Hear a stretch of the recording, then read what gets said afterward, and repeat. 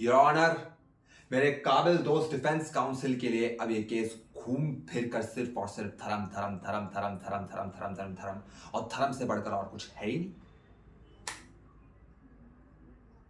तो your honour, मैं भी आज एक छोटी सी कहानी के साथ इसका समापन करना चाहूंगा।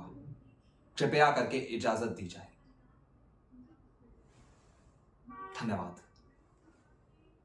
रावण भगवान शिव का परम भक्त, जो मरने के पश्चात कई सालों तक तपस्या करता रहा कि भगवान शिव आए, उसको दर्शन दें और उसे क्षमा प्रदान करें। मगर शिव जी, उन्होंने ऐसा कुछ भी नहीं किया। यह सब देखकर पार्वती जी से रहा नहीं गया और वो दौड़ते हुए शिव जी के पास गई और बोली, हे प्रभु, आप इतने कठोर कैसे हो सकते हैं? आप रावण जैसे परम भक्त को अपने दर्शन क्यों नहीं दे रहे?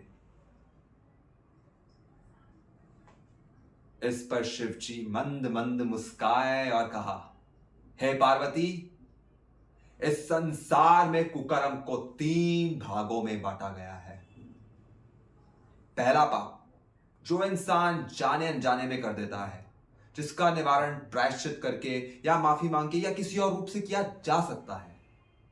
दूसरा आता है अति पाप के अंतर्गत, जैसे कि हत्या, अपहरण और भी कुछ जघन्य अपराध, जिनकी कुछ हद तक माफी संभव है। तीसरा आता है महापाप के अंतर्गत, जिसकी कोई माफी नहीं है।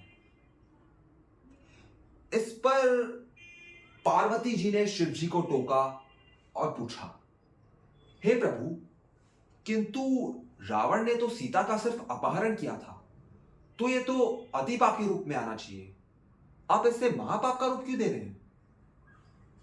इस पर शिव जी फिर से ही मंद मंद मुस्काए और कहा, हे पार्वती, जिस पाप का प्रभाव पूरे संसार की मानवता और प्रभुता पर निर्भर करता हो, वो पाप महापाप के अंतर्गत आता है।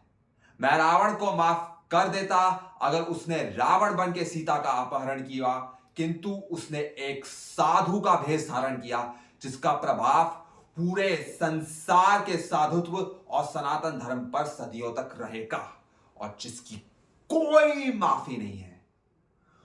और यह आदमी रावण है, रावण। इसे कतई नहीं छोड़ा जाना चाहिए। इसने गुरु भक्ति के साथ विश्वासघात किया है, इसने मासूम बच्चों के साथ विश्वासघात किया है, अरे इसने आपके और मेरे महादेव के साथ विश्वासघात किया है, उनका नाम इस्तेमाल करके एक जघन्य अपराध किया है।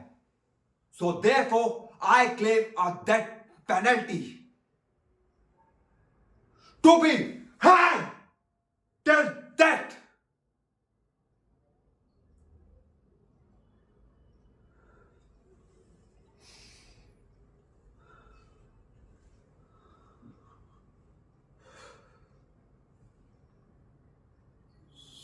Sorry,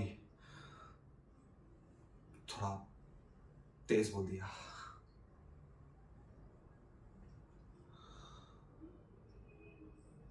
That's all, Your Honor.